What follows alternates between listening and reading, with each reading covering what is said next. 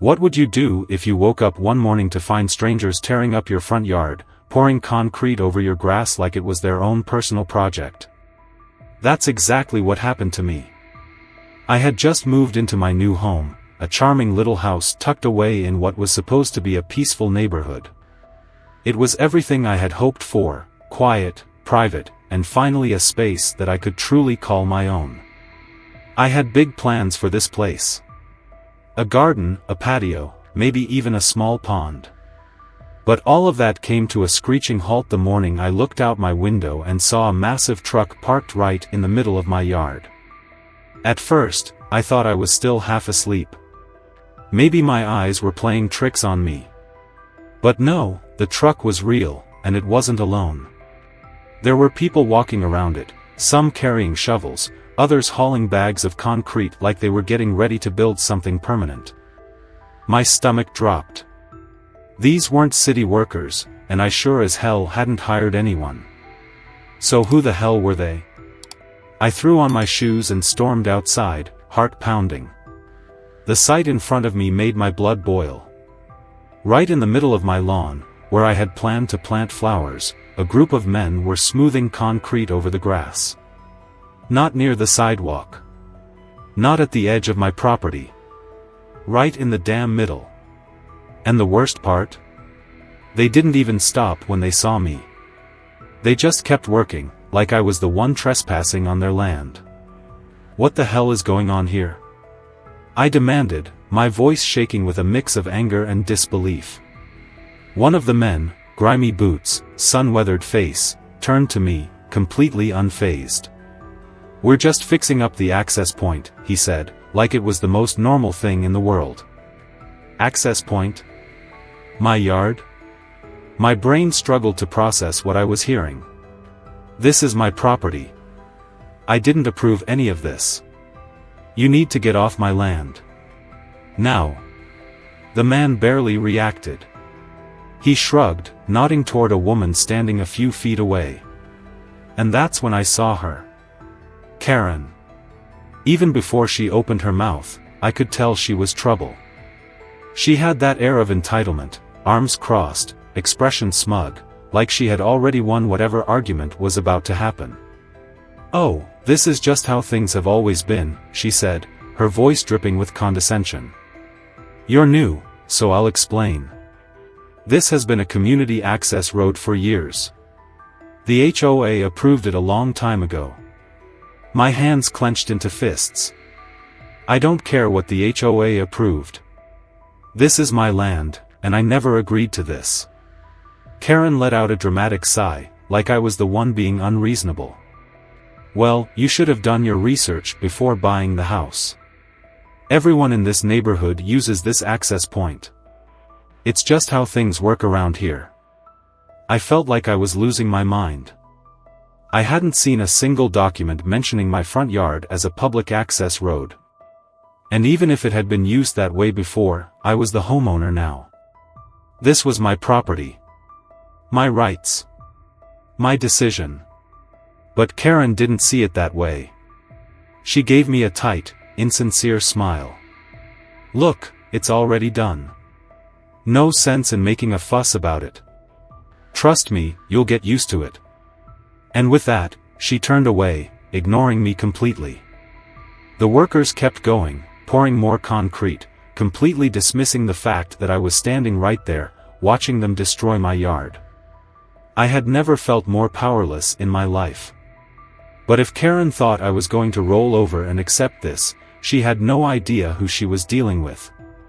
I stood there for what felt like forever, watching them pour the last of the concrete, smoothing it over like they were laying down their own driveway. My yard, was gone beneath the thick gray sludge, and I felt something inside me snap. I clenched my fists so tight my nails dug into my palms. I had spent months saving for this house, weeks planning every little detail of how I was going to make it my own, and now some smug HOA board member and her lackeys thought they could walk all over me, quite literally, and claim my land as a community shortcut. No. Absolutely not. I turned on my heel and stormed inside, grabbing my phone as I paced the length of my living room, trying to calm the rage bubbling under my skin. I wasn't about to let this happen. I needed a plan. I needed to take my land back. The first step was securing it. If these people thought they could treat my property like some public road, they were about to get a very rude awakening. I called a contractor that afternoon, barely able to keep my voice steady as I explained what I needed. A fence. A solid, impenetrable fence that would put an end to this madness once and for all. The man on the other end of the line was skeptical when I told him the reason, but by the time I was done, he just let out a low whistle and said, "Sounds like you've got some real pieces of work for neighbors. Don't worry, we'll take care of it." I barely slept that night. My head was spinning with frustration, with questions. How had they gotten away with this for so long? Had no one ever fought back before? Or had they just rolled over and let the HOA walk all over them? I refused to be another name on Karen's list of people she had bullied into submission. The next morning, I was up before the sun, waiting for the contractors to arrive. But as soon as I stepped outside, my blood ran cold. My yard was trashed. Someone had scattered broken glass, nails, and what looked like paint thinner all over the section where I had told the contractor to install the fence. My heart pounded as I took in the mess, my mind already jumping to the only person who would have had a reason to do this. Karen. She wanted to stop me before I even started. I rushed back inside, yanking open my laptop and pulling up the security footage from the night before. And sure enough, there she was. Karen, lurking near my property, walking past my yard more times than could ever be considered normal. She was careful, never quite stepping into clear view, but I could see her silhouette in the dim glow of the streetlights, lingering just long enough to make my stomach churn. I wanted to march to her house and demand an explanation. But I already knew she would deny it, play the innocent victim, gaslight me into thinking I was imagining things. So instead, I took a deep breath, grabbed my phone, and called the police. By the time the officers arrived, the contractors had too, looking at the mess with a mixture of sympathy and disbelief. The officer, a tired-looking man with sharp eyes and a no-nonsense demeanor, listened as I explained what had happened, glancing at the footage with a skeptical frown. "It's not exactly proof she did anything," he admitted, his voice almost apologetic. "You can see her near your property, but unless you catch her in the act, there's not much we can do." I could feel my teeth grinding together. Of course, she knew exactly how to play the system. But if she thought this was going to stop me, she had seriously underestimated how far I was willing to go. I told the contractors to move forward. It took them all day, but by the time the sun set, a brand new fence stood tall around my property. Black, sturdy, and impossible to miss. I stepped back and took it in, a wave of satisfaction washing over me. This was my land, and now it was untouchable. But as I turned to head inside, a familiar, enraged voice sliced through the air. "You can't block this road." I turned slowly, my hands curling into fists at my sides as I watched Karen march toward my fence, her face twisted in pure fury. She stormed up to the gate, her arms flailing as she jabbed a finger at me. "I've been using this shortcut for years. You need to open this gate right now." I felt a calm settle over me, an eerie kind of stillness that only came when I was past the point of rage. I met her wild, entitled gaze and said, voice steady, "This isn't a road. It's my property. And I have every right to block it." Karen's face turned a deep shade of red. She wasn't used to being told no. "I'm on the HOA board," she snapped, practically spitting the words out. "You can't do this. The HOA has been using this land for years, and I'm going to make sure you regret this." I smiled. A slow, knowing smile that made her falter just slightly. "Call whoever you want, Karen," I said. "I know my rights. And this fence? It's not coming down." She was fuming. She pulled out her phone, shaking with fury as she dialed a number. And then, in the most predictable, yet infuriating move possible, she spat out, "Fine. I'm calling the police." I exhaled slowly. Of course she was. But what she didn't know, what she was about to find out the hard way, was that I had done my research. This time, she wouldn't be the one walking away with a smug smile. This time, I was ready. The police arrived faster than I expected, 2 officers stepping out of their squad car as Karen practically sprinted to meet them, waving her arms in wild exaggeration. I stood my ground, arms crossed, watching as she turned on the waterworks, her voice dripping with indignation. "Officer, this man is blocking a public road. He's violating HOA regulations. He put up this fence illegally, and it needs to come down immediately." The taller officer, Officer Daniels, gave her a look that told me he had heard this kind of nonsense before. He turned toward me, his gaze calm but assessing. "Sir, can you explain what's going on here?" I didn't hesitate. "This is my property," I said firmly, handing him the property survey I had printed out in anticipation of this exact moment. "This is my land. Not a public road, not community property. And this fence? Perfectly legal." The officer glanced down at the documents, then back at Karen, his expression neutral. "Ma'am, this appears to be private property." Karen's face twisted, her hands clenching into fists. She wasn't expecting to be questioned. "That's wrong. The HOA has used this road for years. It's a community access point." Officer Daniels took a deep breath, clearly already tired of her theatrics. "Do you have any legal documents proving this road is community property?" Karen opened her mouth, then closed it. She had nothing. No paperwork, no legal claim. Just her inflated sense of entitlement. The officer turned back to me and nodded. "You're in the clear, sir. There's no legal reason you have to remove this fence. If anyone trespasses, you have every right to call us."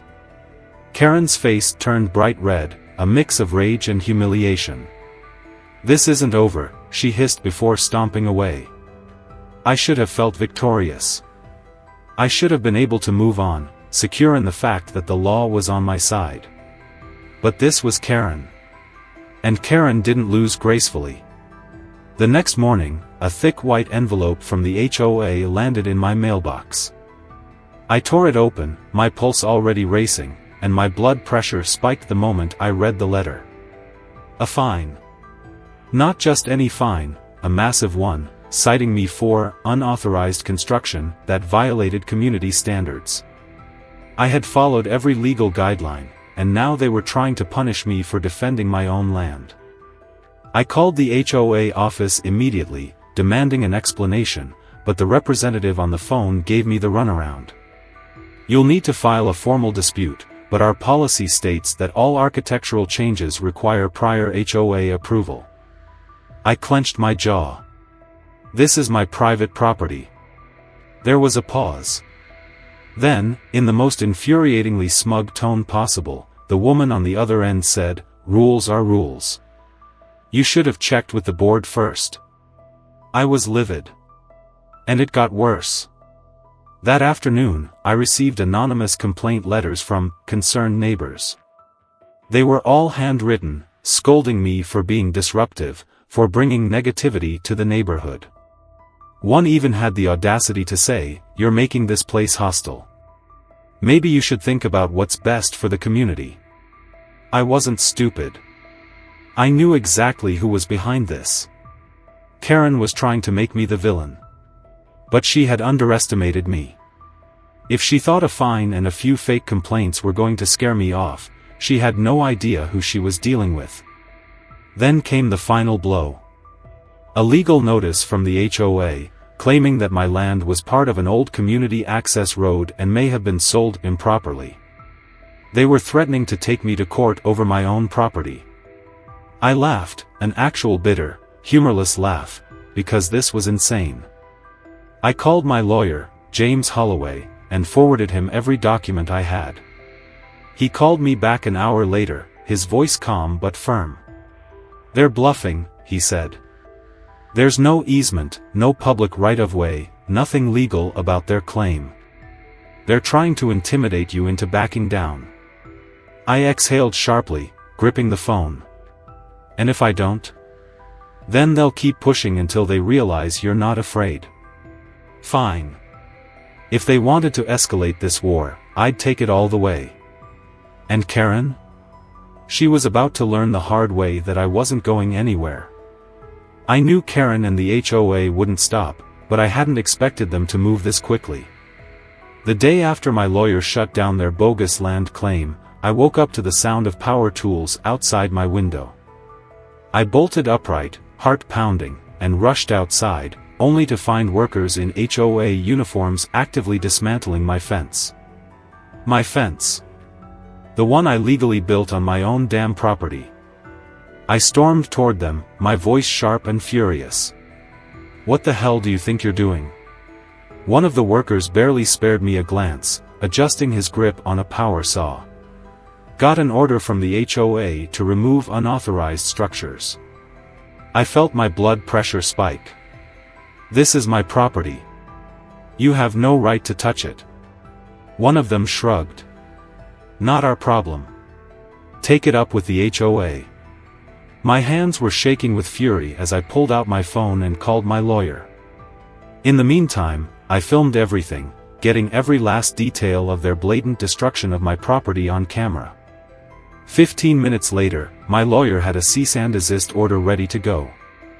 I shoved my phone into one of the workers' faces, showing them the email. "If you don't stop right now, I'll have the police here in minutes, and you'll be looking at a lawsuit for trespassing and property damage."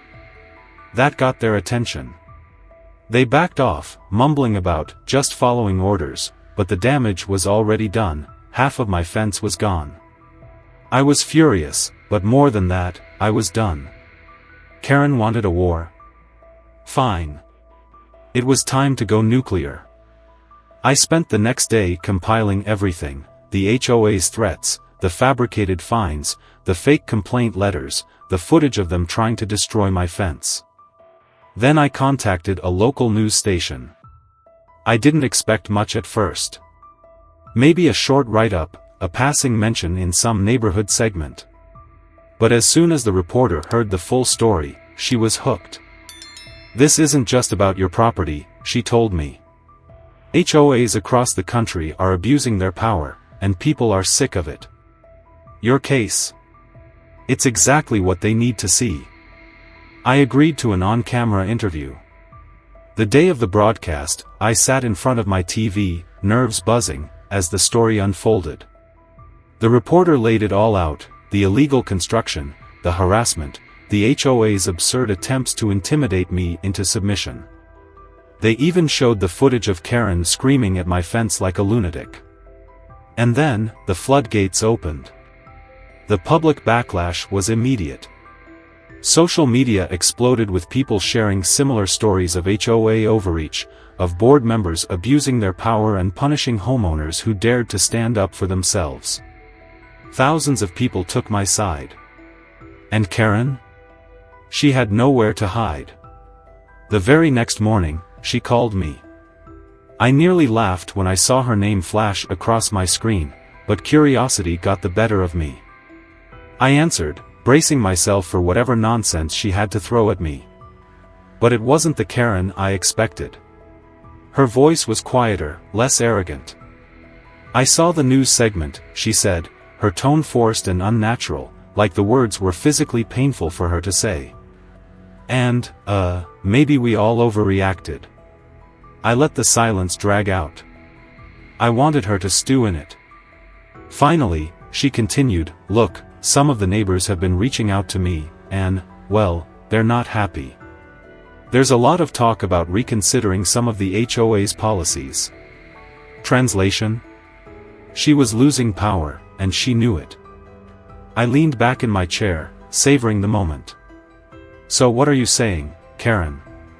She cleared her throat. "I'm saying, Maybe we should come to a compromise. Compromise? After everything she pulled? I exhaled slowly. Karen, the only thing I want is for you and the HOA to leave me the hell alone. She hesitated. I think we can work something out. I didn't trust her. Not for a second. But something had shifted. Karen was on the defensive. And that? That was a victory worth savoring. Karen's call wasn't an admission of guilt, but it was the first crack in her carefully built facade of power. She wasn't calling to make peace, she was calling because she was losing. And I could feel it in every hesitant word, every pause where she used to be so forceful. The public backlash was eating away at her authority, and now she was scrambling, desperate to control the damage before it swallowed her whole. But it was too late. In the days following the news report, the neighborhood turned against her. Homeowners who had once stayed silent, out of fear, out of exhaustion, started speaking up. Suddenly, people were sharing their own stories of Karen's abuse of power. The ridiculous fines. The arbitrary rules. The way she used the HOA like a personal kingdom, ruling over everyone with her entitled sneer. And then, the final blow. An emergency HOA meeting was called, not by Karen, but by the other board members. With the public watching, with homeowners angry and emboldened, Karen's allies had begun to distance themselves from her. No one wanted to be on the losing side. That night, the homeowners voted Karen off the HOA board. She tried to fight it, of course. She ranted and raved, called it harassment, threatened legal action. But no one cared anymore. Her power was gone, and without it, she was nothing. 2 months later, her house went up for sale. Karen moved out of the neighborhood quietly, without the theatrics I had come to expect from her. No farewell speech. No dramatic exit. Just a disgraced former HOA tyrant, packing up and leaving the mess she created behind. As for me, my fence was still standing, right where I built it. My land was mine, the way it had always been, and now, finally, I had the peace and privacy I had fought so hard for. But this whole ordeal had taught me something. HOAs aren't about helping homeowners. They're about control. And the wrong person in charge? They can turn a neighborhood into a nightmare. So now, when I see a new homeowner moving in, I only have one piece of advice. Read the fine print. Know your rights. And if your HOA has a Karen, be ready for war. What about you? Have you ever had to fight back against an HOA or a power-hungry neighbor? Share your experiences below, let's see who had it worse.